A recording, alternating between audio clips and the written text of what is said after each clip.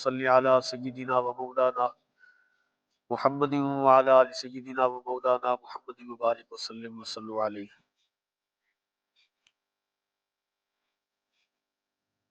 حمد و درود کے بعد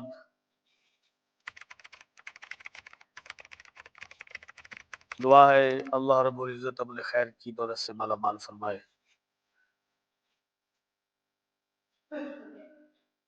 جمعۃ المبارک کا عظیم خطبہ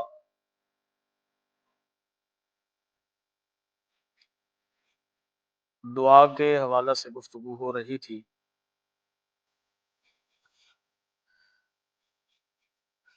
آج ہم نے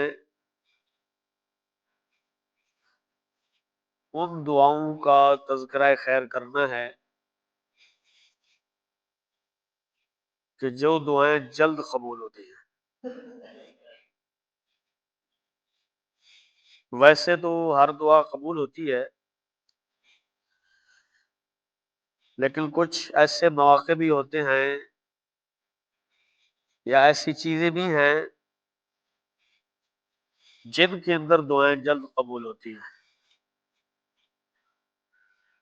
وہ دعائیں کون سی ہیں؟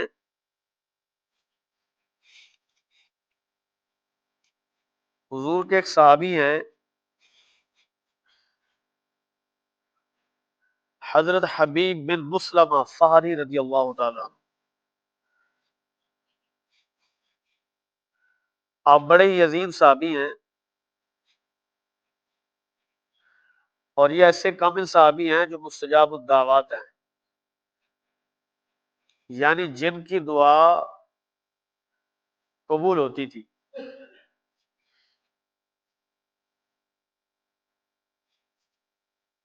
یعنی جب بھی ان کو دعا کے لیے کہا جاتا، جائز دعا جب بھی مانگتے تو وہ دعا ان کی قبول ہو جایا کرتی تھی، وہ دعا قبول ہونے میں لیٹ نہیں ہوتی تھی، کیونکہ حضور کے صحابی ہونے کا شرط بھی تھا،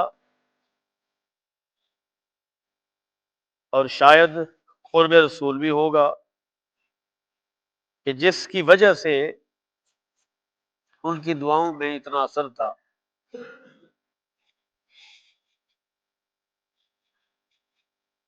ایک لشکر کی ذمہ داری نبی عالم صلی اللہ علیہ وآلہ وسلم کے اس غلام کو سونپی گئی، جی آپ اس لشکر کی ذمہ داری لیجئے اور دشمن کے ساتھ جنگ لڑیے۔ تو یہ عظیم صحابی ارشاد فرماتے ہیں، نبی عالم صلی اللہ علیہ وآلہ وسلم نے ایک حدیث ارشاد فرمائی۔ وہ حدیث کون سی ہے؟ فرمایا لا یجتمع مالہ فیدعو بعضهم ویؤمن البعض۔ ارشاد فرماتے ہیں الا اجابهم اللہ، ارشاد فرما رہے ہیں کہ جو اجتماع کے اندر دعا مانگی جاتی ہے، ہمیں تو تاثر یہ دیا گیا نا کہ بھئی یہ نماز کے بعد بھی دعا جی اجتماعی دعا ثابت نہیں ہے جی، نماز کے بعد جی دعا نہیں مانگنی چاہیے جی، فلاں جگہ جی جو دعا نہیں ہے، جمع ہو کر جی دعا مانگیں تو یہ جی وہ جی کر کے اس کو سر سے اتار دیا جاتا ہے۔ لیکن ہم نے آپ کو بتانا ہے کہ یہ صحابی مستجاب الدعوات ہیں، اور آپ ایک لشکر کی ذمہ داری لے کر بیٹھے ہیں دشمنوں پر غلبہ حاصل کرنے کے لیے۔ فرمایا حضور نے ارشاد فرمایا کہ جب کوئی اجتماع، جب بہت سارے لوگ بیٹھ کر جمع ہو کر رب تعالی کی بارگاہ کے اندر دعا کرتے ہیں،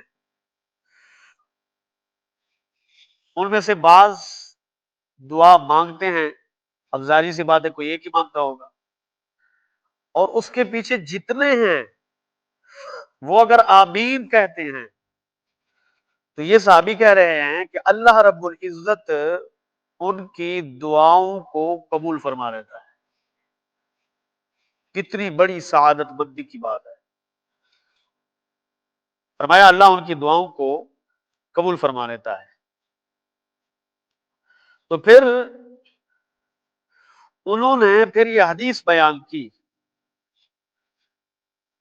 فرمایا نبی دو عالم صلی اللہ علیہ وآلہ وسلم نے ارشاد فرمایا جو شخص ایسے دعا کرتا ہے تو اللہ رب العزت اس کی دعا کو قبول فرماتا ہے. اب وہ دعا مانگ رہے ہیں. کون دعا مانگ رہے ہیں؟ وہ صحابی رسول دعا مانگ رہے ہیں. دعا کیا ہے ذرا سماعت فرمائیے. فرمایا اللہم احقن دماءنا واجعل اجورنا اجور الشہداء. عرض کر رہے ہیں یا رب کریم، یا رب العالمین،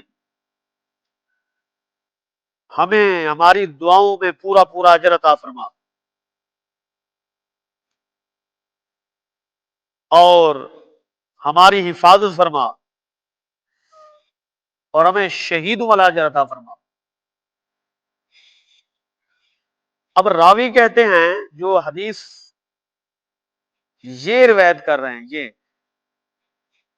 وہ کہتے ہیں کہ آپ نے ابھی تک دعا ختم ہی نہیں کی تھی کہ دشمنوں کا جو بندہ ہے، جو آپ کا مد مقابل تھا، وہ صلح کے لیے پہنچ گیا. سبحان اللہ. یعنی ابھی آپ نے دعا ختم ہی نہیں کی ہے کہ وہ بندہ صلح کے لیے پہنچ گیا. اب دیکھو اس صحابی رسول کی کتنی جلد دعا قبول ہوئی، اور اللہ رب العزت نے اس دعا کا اثر فی الفور دے دیا. دعا قبول بھی فرما لی اور دشمنوں کے دل میں رعب بھی ڈال دیا، اور اس کو بھیجا. یہ نہیں گئے وہاں سے، اس کو بھیجا. فرمایا جاؤ میرے محبوب کے غلاموں سے صلح کر کے آؤ. آپ دیکھ لیں ثابت یہ ہوا کہ اجتماعی دعا میں کتنی برکت ہے اور کتنے اس کے فائدے ہیں کہ جن فائدوں سے میں اور آپ غافل ہیں. اچھا، دوسری حدیث ہم نے دیکھنی ہے. نبی عالم صلی اللہ علیہ وآلہ وسلم کے غلام ابو ہریرہ رضی اللہ تعالی ارشاد فرماتے ہیں کہ جو عادل حکمران ہوتا ہے، جو لوگوں میں عدل کرتا ہے، انصاف کرتا ہے، انصاف ان کی دہلیز تک پہنچاتا ہے، یہ کتنا سعادت مند انسان ہے. فرمایا اللہ رب العزت اس کی بھی دعا جلد از جلد قبول فرما دیتا ہے. دیر نہیں ہوتی ہے، اس کے مانگنے کی دیر ہوتی ہے، اللہ کے عطا کرنے میں دیر نہیں ہوتی. سبحان اللہ وبحمدہ سبحان اللہ العظیم. کتنی عظیم دعا اور کتنے بے پناہ رحمت اسلام کے اندر اگر میں اور آپ اس پر عمل کر لیتے تو کاش اللہ رب العزت ہمیں بھی وہ کرشمے عطا فرماتا. یہ خلاصہ آپ کے بارگاہ کے اندر میں نے احادیث کا پیش کیا ہے. جو عادل حکمران ہوتا ہے کہ اس کی دعا کتنی جلد از جلد قبول ہوتی ہے. اگلی حدیث اسی کے ہی ضمن میں ہے کہ آج میں کہا جاتا ہے نا کہ یار یہ ہر سال اور ہر دفعہ ہی دیکھا جاتا ہے جی دعاؤں کا اہتمام کر کے بیٹھ جاتے ہیں، دعائیں کرتے ہیں. وہ جی کبھی برسیاں کر رہے ہیں، کبھی کچھ کر رہے ہیں، کبھی کوئی دعا مانگ رہے ہیں. تو آئیے حدیث کی روشنی میں دیکھتے ہیں کہ ان دعاؤں کا کتنا فائدہ ہوتا ہے. حضرت ابو ہریرہ رضی اللہ تعالی عنہ نبی عالم صلی اللہ علیہ وآلہ وسلم سے حدیث روایت کرتے ہیں. فرماتے ہیں ثلاث دعوات، 3 بندوں کی دعائیں، فرمایا ان کو کیا ہے، یستجاب لہن، اللہ رب العزت ان کو قبول فرماتا ہے. فرمایا لا شک فیہن، اس بات میں شک بھی نہیں ہے. میں کوئی شک کرے بھی نہیں قبول ہوتی ہے نا. فرمایا لا شک فیہن، اس کے اندر شک بھی نہیں ہے کہ اللہ رب العزت 3 لوگوں کی دعاؤں کو جلد قبول فرما لیتا ہے. اب دیکھتے جائیے پھر وہ کون کون سے لوگ ہیں. پہلی بات تو اسی کے اندر ہم مزید دیکھتے ہیں کہ میں شروع میں عرض کر چکا ہوں کہ دعا ہوتی ہے، اللہ رب العزت اس دعا کو قبول فرمانا ہی ہوتا ہے جو بندہ اس کا مانگتا ہے. لیکن ہم نے موضوع باندھا تھا، کیونکہ دعاؤں کا سلسلہ چل رہا تھا، ہم نے اسی سلسلے کو آگے چلانا تھا کہ بھائی دعا تو قبول ہونی ہوتی ہے، جس کو بولتے کہ ایمرجنسی، جلدی ان دعاؤں کا قبول ہونا، وہ دعائیں کون کون سی ہیں. اب باقاعدہ حضرت ابو ہریرہ ان کو گن رہے ہیں. فرمایا وہ کون کون سے لوگ ہیں کہ جن کی دعا جلد قبول ہوتی ہے، آپ بھی سماعت فرمائیے. فرمایا دعوت المغلوبی، مظلوم کی دعا. اور مظلوم عام ہے، خاص نہیں ہے.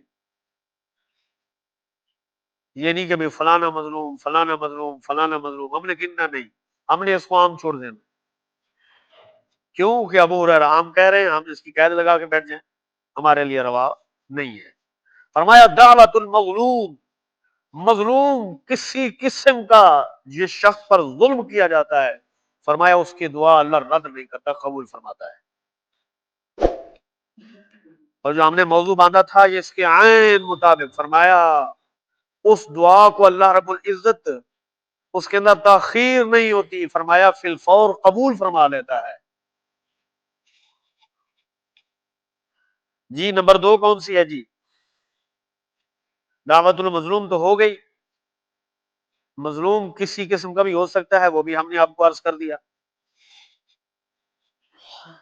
فرمایا ودعوت المسافر، مسافر کی دعا.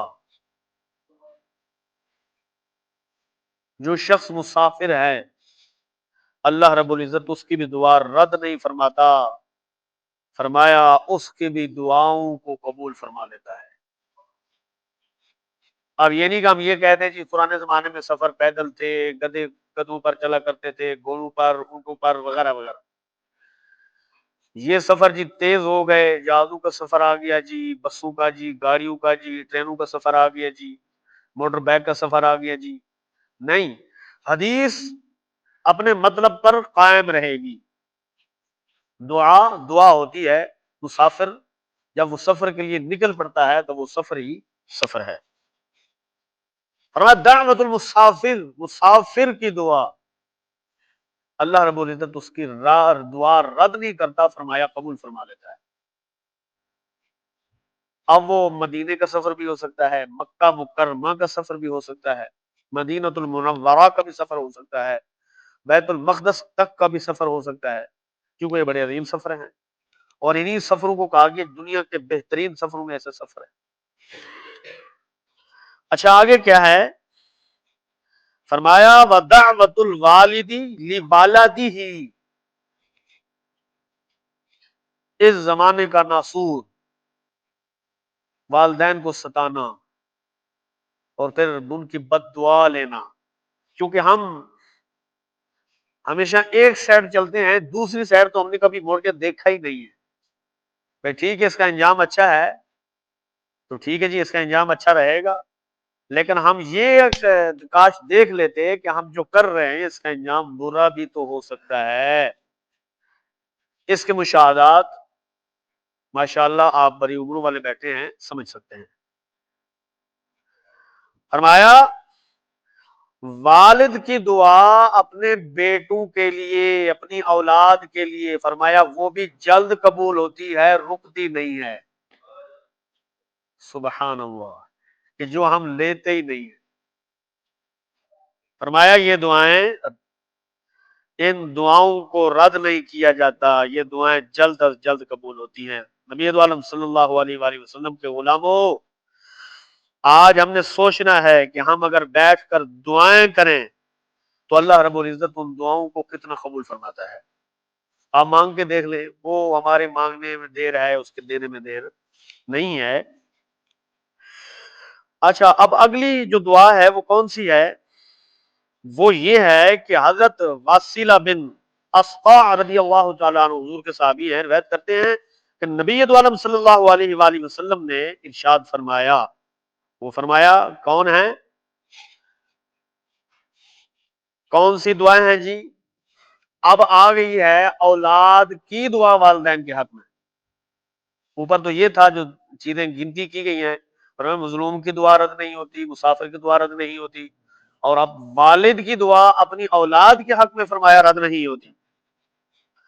اب یہ صحابی یہاں پر 4 افراد ذکر کر رہے ہیں، اوپر تو 3 کا ذکر ہوا، لیکن یہ صحابی 4 کا ذکر کر رہے ہیں۔ وہ 4 کون کون سی ہیں، لوگ ہیں، آپ سماعت فرمائیے۔ اب دیکھتے جائیے کہ نبی عالم صلی اللہ علیہ وآلہ وسلم، اور حدیث بھی صحیح ہے، یہ بھی ساتھ ساتھ بتاتا چلوں، احادیث بھی صحیح ہیں، ان کے صحیح ہونے میں شک بھی نہیں ہے، کیونکہ ہماری عادت ہے کہ جو چیز آپ کو سنی جاتی ہے وہ تحقیق کے بغیر نہیں سنی جاتی ہے، منبر رسول ہے، ہم بھی جواب دے ہیں۔ اب یہاں بھی سب سے پہلے حکمران، عادل حکمران کا ذکر آ گیا۔ یہ صحابی ہیں، عرض کر رہے ہیں کہ نبی عالم صلی اللہ علیہ وسلم نے فرمایا 4 لوگوں کی دعا رد نہیں ہوتی، جلد قبول ہو جاتی ہے۔ ابو ہریرہ کی حدیث میں 3 کا ذکر تھا، یہاں پر ایک اور آ گیا، یعنی 4 اضافہ ہو گیا۔ فرمایا عدل کرنے والا حکمران، جو عدل کرنے والا حکمران ہے، اس کی بڑی اہمیت اسلام کے اندر آئی ہے۔ ہم پڑھتے اور سنتے آئے ہیں کہ حضرت عمر رضی اللہ تعالیٰ عنہ جیسا عظیم بہادر لیڈر، خلیفۃ المومنین، امیر المومنین، زلزلہ آیا تو کوڑا اٹھا کر زمین پر دے مارا اور کہا، اے زمین، کیا میں نے تیرے اوپر عدل نہیں کیا ہے؟ تو کیوں کانپ رہی ہے؟ میں زمین تھم گئی۔ تو یہ وہ حکمران جو ہے، اس کا بڑا کردار ہے اسلام کے اندر۔ تو اللہ رب العزت ہمیں بھی نیک حکمران عطا فرمائے۔ دعا ہی کر سکتے ہیں، قبول کرنے والی اللہ کی ذات ہے، اور بڑی ہی کامل دعا۔ آگے جی دوسرا بندہ کون سا ہے جی؟ صحابی رسول واصلہ بن اشقع رضی اللہ تعالیٰ عنہ ارشاد فرما رہے ہیں کہ اگر کوئی مسلمان کسی مسلمان کی پیٹھ کے پیچھے دعا کرتا ہے، اللہ اس کی بھی دعا کو جلد قبول فرما لیتا ہے۔ سبحان اللہ۔ تو ہم تو جڑیں ہی اکھڑنے کی بس زیادہ تر کوشش میں ہوتے ہیں کہ فلاں کی جڑ کٹ جائے، فلاں کی کٹ جائے، فلاں کی کٹ جائے۔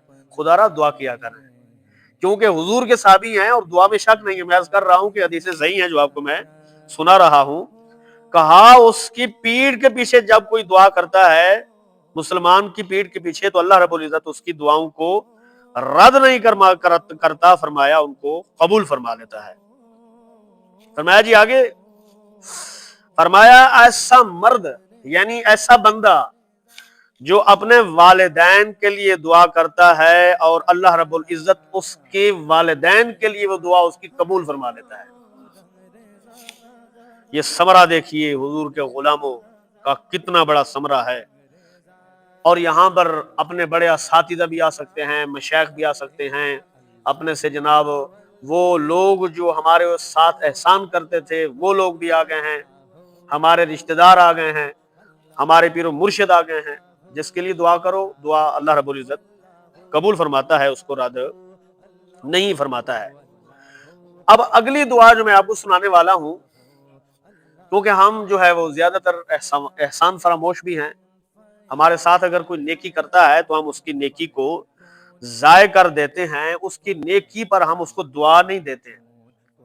حالانکہ یاد رکھیے، اگر آپ کے ساتھ کوئی دنیاوی نیکی کرتا ہے، آپ کی بھلائی کرتا ہے، آپ کے ساتھ نیک تعاون کرتا ہے، کوئی نیک بات ہی بتا دیتا ہے، تو وہ بھی آپ کا محسن ہے۔ اور یہاں پر یہ حضور کی حدیث سنا کے میں مہر لگاتا ہوں، نبی دو عالم صلی اللہ علیہ وآلہ وسلم نے ارشاد فرما رہے ہیں کہ جب کوئی شخص کسی کے ساتھ احسان کرتا ہے اور جس کو پر احسان کیا گیا جو ضرورت مند تھا اور اس شخص نے اس احسان کرنے والے کے لیے دعا کرتا ہے تو اللہ رب العزت اس کی بھی دعا کو جلد قبول فرما لیتا ہے۔ سبحان اللہ، اللہ کرے ہم بھی ایسے بن جائیں جو جن لوگوں نے ہمارے اوپر احسانات کیے ہیں، وہ دینی احسانات ہیں، دنیاوی ہیں، ہماری کوئی مشکل اس نے آسان کی ہے، ہماری مدد کی ہے، یا اللہ ان کے لیے آسانیاں پیدا فرما۔ تو یہ دعا ہے، کوئی عام چیز نہیں ہے، یاد رکھنا۔ اب اس کے اندر دیگر چیزیں بھی آ جاتی ہیں، مزید تفصیل کے اندر میں جانا نہیں چاہتا، لیکن اب آگے چلتے ہیں کیونکہ وقت بھی مختصر ہے، اس کے اختتام کی طرف جاتے ہیں۔ اب اللہ رب العزت کے محبوب کے غلاموں، اب ہم نے ان دعاؤں کا تذکرہ کرنا ہے جو بن مانگے ہی مل جاتی ہیں، مانگنے کی ضرورت نہیں پڑتی ہے، جو بن مانگے ہی مل جاتی ہیں۔ کہا وہ کون سی ہیں جی؟ راوی یہی ہیں، بلکہ ابو سعید خدری رضی اللہ تعالیٰ عنہ ارشاد فرما رہے ہیں کہ نبی دو عالم صلی اللہ علیہ وآلہ وسلم نے ارشاد فرمایا کہ جو شخص قرآن کے اندر مشغول ہو جاتا ہے، اب اس کی تھوڑی سی تفصیل ہے، وہ کون سی ہے؟ کہا گیا جی وہ سمجھانے میں مشغول ہو گیا، وہ پڑھانے میں مشغول ہو گیا، وہ تلاوت کرنے میں مشغول ہو گیا، اگر وہ اس کے اندر غور و فکر کرنے میں مشغول ہو گیا اور اس نے اللہ سے مانگا نہ یا مانگنا بھول گیا، اللہ کی ذات پہ چھوڑ دیا، بس وہ مجھے اس کا اجر عطا فرمائے گا۔ فرمایا اللہ رب العزت اس کو اس دعا کا، اس عبادت کا اتنا صلہ دیتا ہے، فرمایا کہ جو مانگتے ہیں فرمایا ان سے بھی زیادہ اس کو عطا فرما دیتا ہے۔ فرمایا جس نے مانگا ہے تو اس کو تو عطا ہوا ہے، فرمایا ان سے زیادہ اس کو عطا کر دیا جاتا ہے۔ کہا کس کو؟ کہا جو قرآن کے اندر مشغول ہو جاتا ہے۔ اللہ ہمیں بھی قرآن کی سمجھ بوجھ عطا فرمائے، قرآن کو سمجھنے کی توفیق عطا فرمائے۔ آگے چلیے، وقت تھوڑا ہے۔ نبی دو عالم صلی اللہ علیہ وآلہ وسلم کے صحابی ہیں، بڑے عظیم صحابی ہیں، ارشاد فرماتے ہیں میں گیا حضور کی بارگاہ کے اندر اور عرض کی، میری عرض بھی آپ سے یہی ہے کہ جہاں بیٹھا کریں، بجائے فضولیات کہنے کے، بجائے دنیا داری کی باتیں کرنے کے، ہمیں چاہیے کہ ہم اللہ رب العزت کے محبوب کی بارگاہ کے اندر درودوں کے گجرے بھیجتے رہیں۔ اگلی حدیث میں آپ کو یہی سنانے والا ہوں۔ نبی دو عالم صلی اللہ علیہ وآلہ وسلم کے غلام آپ کی بارگاہ کے اندر تشریف لے گئے اور جا کر عرض کی، یا رسول اللہ صلی اللہ علیہ وسلم، کہ مجھے بتائیے کہ میں آپ پر جو ہے وہ کوئی ایسا عظیم عمل بتائیے جو میں آپ کے اوپر کرتا رہوں۔ کہا درود تو یا رسول اللہ میں پڑھتا ہوں۔ کہا کتنا پڑھوں؟ کہا چوتھا حصہ پڑھوں، دن کا چوتھا حصہ کر لیں۔ تو اب حضور یہاں پر فرما رہے ہیں کہ دن کا چوتھا حصہ ضرور پڑھ، اگر زیادہ کر لے تو تیرے لیے بہتر ہوگا، تیرے لیے مزید بہتر ہوگا۔ کہا یا رسول اللہ صلی اللہ علیہ وسلم، اگر تو چاہے تو زیادہ کر لے، تیرے لیے بہتر ہوگا۔ کہا یا رسول اللہ آدھا وقت کر لوں۔ کہا یہ بھی تیرے لیے ٹھیک ہے، اگر اس پر بڑھا دے اور اضافہ کر دے تو تب بھی تیرے لیے بہتر ہوگا۔ عرض کی یا رسول اللہ 3 حصے کر لوں آپ پر درود پاک پڑھنے کے، جو ہم آج نہیں کرتے ہیں۔ ہماری زبانیں کھٹی کیوں ہیں؟ ہم سے لوگ دور کیوں بھاگتے ہیں؟ ہمارے لوگ بات سننے کے لیے تیار کیوں نہیں ہوتے؟ اس کی وجہ یہی ہے کہ ہم نے درود پاک پڑھا ہی نہیں ہے۔ کاش ہم نے پڑھا ہوتا تو ہماری زبان میں مٹھاس آ جاتا، کاش ہم جس کو بات کرتے تو وہ بات سننے کے لیے ہمارے پیچھے پیچھے بھاگتا جی حضور اور کلام ارشاد فرمائیے۔ اگر کوئی دنیا داری کی بات کی تو پیچھے ہی پڑ جاتے، حضور ہم سے بات کیجیے۔ تو کہا یا رسول اللہ پورا وقت آپ پر ہی درود پاک پڑھتا رہوں؟ تو حضور نے فرمایا اگر تو درود پاک میرے اوپر پڑھتا رہے گا، پورا وقت میرے اوپر درود پاک پڑھتا رہے گا، تو یاد رکھ یہ تیری دنیا بھی سنوار دے گا اور تیری آخرت بھی سنوار دے گا، تیرے گناہ معاف فرما دے گا، اللہ کی ذات سے کروا دے گا۔ کیوں کہ یہ عام وظیفہ نہیں ہے۔ یہاں پر بزرگان دین نے ایک نقطہ لکھا ہے، ارشاد فرماتے ہیں جب کوئی بندہ، آپ کی توجہ ہے تو سبحان اللہ کہہ دیجیے، کہا جب کوئی بندہ مومن حضور پر درود پاک پڑھتا ہے تو اللہ رب العزت کے نورانی فرشتے اس درود پڑھنے والے پر درود پڑھتے ہیں. ایک شخص آیا، آج لوگ کہتے ہیں جی مجھے فلانا وظیفہ بتا دیجئے جی، میرا کام ہو جائے جی، میں بہت پریشان ہوں، مجھے جی یہ عمل ٹھیک ہے جی، یہ اعمال اور وظائف اور اوراد بہت اچھی چیزیں ہیں، لیکن آئیے 20 سیال لجپال رضی اللہ تعالیٰ عنہ، سیدی اعلیٰ حضرت گولروی رضی اللہ تعالیٰ عنہ کے پیر و مرشد خواجہ شمس الدین سیالوی علیہ رحمہ، آپ کی بارگاہ کے شخص آیا، عرض کی حضور والا سعادت الدارین بتائیے. کیا مطلب؟ کہ دونوں جہانوں میں مجھے دارین کی سعادتیں ملتی رہیں، برکتیں ملتی رہیں، خوشیاں ملتی رہیں، میری دنیا بھی اچھی رہے اور میری آخرت بھی اچھی رہے. تو کہا ٹھیک ہے، تو اگر دنیا سنوارنا چاہتا ہے اور اپنی آخرت سنوارنا چاہتا ہے، قبر سنوارنا چاہتا ہے، تا حشر سنوارنا چاہتا ہے، تو فرمایا پھر کیا کر؟ کہا حضور پر درود پاک پڑھتا جا، تیری دنیا بھی سنور جائے گی، تیری آخرت بھی سنور جائے گی، تیری قبر بھی سنور جائے گی. تو کہا جو حضور پر درود پاک پڑھتا ہے اور اللہ رب العزت اس کی دعا بن مانگے ہی قبول فرما لیتا ہے. تو یہ عظیم وظیفہ، اللہ اکبر اللہ اکبر، یہ عظیم وظیفہ وہ عظیم وظیفہ ہے کہ جس کو رب تعالیٰ نے ارشاد فرمایا کہ بے شک اللہ اور اس کے فرشتے، اللہ رب العزت درود بھیجتا ہے، فرشتے پڑھتے ہیں. اے مومنو تمہیں بھی حکم ہے، اور یہاں پر یہ احتیاط کیا کریں کہ جب اب درود پڑھنے کی باری ہے، کیونکہ پڑھنا صرف بندے کی ہے، تو اللہ تو بندہ نہیں ہے، تو لہذا بھیجنے کا ترجمہ کیا کریں. کہا اللہ بھیجتا ہے، فرشتے پڑھتے ہیں، مومنو تمہیں بھی حکم دیتا ہوں میرے محبوب پر درود بھی پڑھا کرو، سلام بھی پڑھا کرو. یہ قرآن کہہ رہا ہے صلو علیہ وسلم تسلیما، ان کی ذات پر درود بھی پڑھتے جائیں، سلام بھی پڑھتے جائیں. اب یہاں پر رک کر یہی عرض کروں گا کہ ہمیں جو لولی پوپ دیا جاتا ہے، چرن دیا جاتا ہے، وہ جی درود ابراہیمی پڑھا کریں، اس چرن کو سمجھنے کی کوشش کریں. اب ہم قرآن کے ایک حکم پر عمل کر رہے ہیں، دوسرے پر نہیں کر رہے ہیں. اس کی وجہ کیا ہے کہ قرآن کہہ رہا صلو، درود پڑھو، صلو علیہ وسلم تسلیما، کہا پر ان پر درود بھی پڑھو، ان پر سلام بھی پڑھو. لہذا ہم نے درود وہ اختیار کرنا ہے. ہم نے کب منع کیا ہے کہ آپ درود ابراہیمی نہ پڑھیں؟ کثرت کے ساتھ پڑھیں. لیکن جب حضور کی ذات پر آپ نے کھلے عام درود پاک پڑھنا ہو تو پھر ساتھ سلام بھی پڑھیں، ساتھ درود بھی پڑھا کریں. کیوں؟ اس لیے تو ہم کہتے ہیں الصلاۃ والسلام علیک یا رسول اللہ. ہمارے بزرگوں نے اس کو اس لیے نہیں کہ یہ کوئی آج کا عمل تھوڑی ہے، میرا اور آپ کا بنایا ہوا تھوڑی ہے، صدیوں سے چلا آ رہا ہے، آج کا بھی نہیں ہے. اور جب بھی کوئی صحابی آتا حضور کی بارگاہ کے اندر کیا پڑھتا تھا؟ لبیک یا رسول اللہ نہیں کہتے تھے صحابہ، حضور کی بارگاہ کے اندر آ کر درود پاک نہیں پڑھتے تھے. یہ ترمذی کی حدیث میں آپ کو سنا چکا ہوں، صحابی ہے اور کہا عرض کی یا رسول اللہ اتنا درود پاک پڑھوں، اتنا وقت پڑھوں، چوتھائی حصہ پڑھوں، پھر جناب 3 حصے پڑھوں. فرمایا اگر میں پورا ہی دن آپ پر درود پاک پڑھتا رہوں تو حضور نے کیا فرمایا؟ فرمایا تمہاری دنیا بھی سنور جائے گی، تیرے گناہ بھی معاف ہو جائیں گے. تو یہ وہ درود عظیم وظیفہ ہے.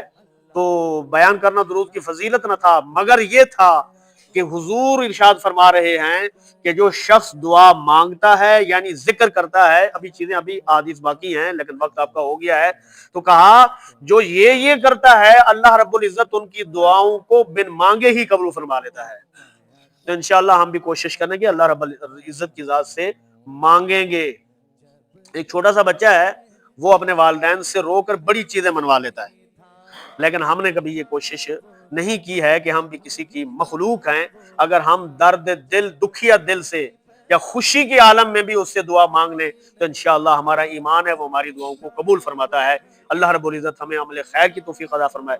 اس کا باقی حصہ باقی ہے، انشاءاللہ اگلے جمعہ پر آپ کو سنایا جائے گا. وقت پہ تشریف لے آیا کریں تاکہ یہ مین چیزیں، یہ تبلیغ آپ تک پہنچے اور اس پر میں اور آپ عمل کرنے کی کوشش کریں. وما علیہ الا البلاغ المبین.